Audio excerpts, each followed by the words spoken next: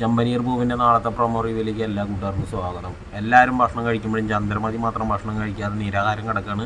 അത് കണ്ടിട്ട് രവിയേട്ടൻ ചോദിക്കണേ, എന്താ ചന്ദ്രൻ ഈ ഭക്ഷണം കഴിക്കാത്തതെന്ന് ചോദിക്കുമ്പോൾ ചന്ദ്രമതി പറയുന്നത്, ഇനി ഞാൻ ഈ വീട്ടിൽ നിന്ന് ജലപാനം കഴിക്കില്ല എന്ന് പറഞ്ഞു. അതെന്താ കാരണം എന്നാണ് ചോദിച്ചത്.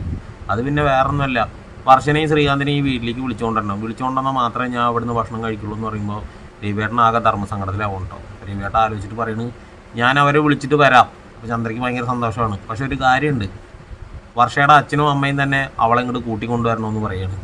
അത് കേൾക്കുമ്പോൾ സച്ചി പറയണം, അത് കൊള്ളാച്ച, അത് കലയ്ക്ക് എന്തായാലും എന്ന് പറയണത്. എന്തായാലും അവരെന്തായാലും വർഷേനെയും ശ്രീകാന്തിനെയും വിളിച്ച് ഇവിടെ കൊണ്ടുവരില്ല എന്ന് എനിക്ക് നല്ല ഉറപ്പാണെന്ന് സച്ചി പറയുന്നുണ്ടോ. പിന്നീട് കാണിക്കണത് സച്ചിയുടെ പുറത്ത് രേവതി കാലുകൊണ്ട് ഇങ്ങനെ ഒഴിയാണ്.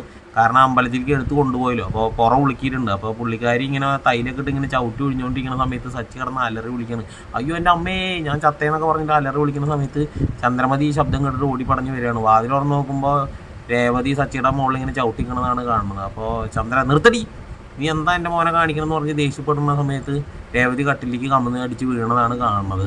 അപ്പോൾ ഈ ഒരു പ്രൊമോ ഇഷ്ടമായിട്ടുണ്ടെങ്കിൽ നിങ്ങൾ ലൈക്ക് അടിച്ച് നമ്മുടെ ചാനൽ